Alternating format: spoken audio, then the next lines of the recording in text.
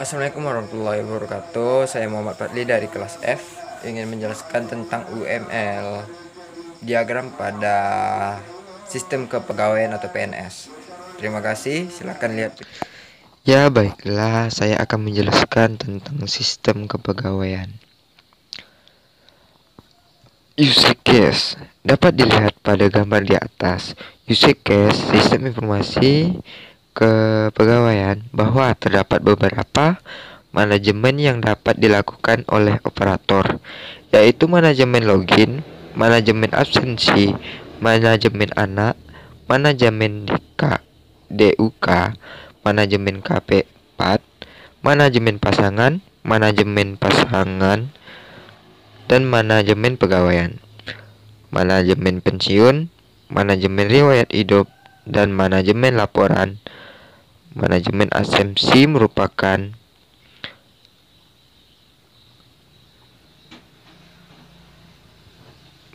manajemen yang berhubungan dengan data asumsi. Hanya operator yang dapat melakukan manajemen ini. Namun, sebelum operator harus melakukan proses login agar dapat mengakses sistem informasi kepegawaian. Manajemen asumsi merupakan manajemen yang berhubungan dengan data-data absensi. Hanya operator yang dapat melakukan manajemen ini. Namun, semua operator harus melakukan proses login agar dapat mengakses sistem informasi kepegawaian. Manajemen anak merupakan manajemen yang berhubungan dengan data-data anak. Hanya operator dapat melakukan manajemen ini. Namun, sebelum operator harus melakukan proses login agar dapat mengakses sistem informasi kepegawaian. Manajemen DUK merupakan manajemen yang berhubungan dengan data-data DUK. Hanya operator yang dapat melakukan manajemen ini, namun sebelum operator harus melakukan proses login agar dapat mengakses sistem informasi kepegawaian. Manajemen KP4 merupakan manajemen yang berhubungan dengan data-data KP4. Hanya operator yang dapat melakukan manajemen ini. Namun, sebelum operator harus melakukan proses login agar dapat mengakses sistem informasi kepegawaian. Dan selanjutnya mari kita ke aktivi manajemen.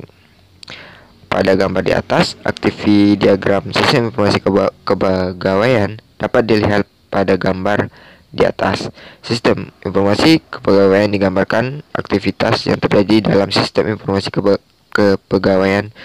Aktivitas digambarkan secara umum per proses yang dilakukan oleh operator. Operator akan dapat mengakses sistem apabila melakukan login ke sistem informasi kepegawaian. Apabila username dan password benar, maka operator akan bisa mengakses tersebut. Melakukan beberapa aktivitas seperti mengakses data manajemen asumsi, manajemen anak, manajemen DUK, manajemen KP4, manajemen pasangan, manajemen pegawaian, manajemen pensiun, manajemen riwayat hidup, dan manajemen laporan. Dan selanjutnya sequence diagram.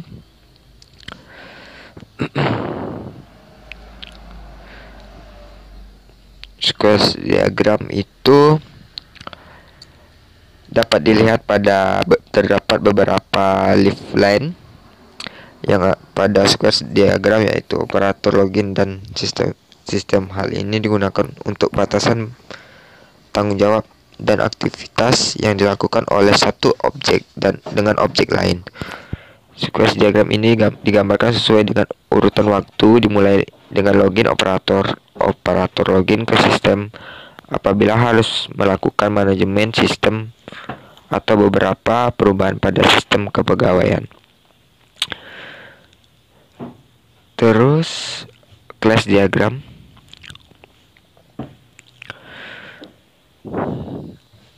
dapat dilihat pada gambar di atas. Class diagram sistem informasi kepegawaian, terdapat beberapa kelas diagram yaitu kelas pegawai, asumsi, pensiun, jabatan, golongan, KP4, daftar riwayat hidup, pasangan atau user. Sama halnya dengan list UC diagram.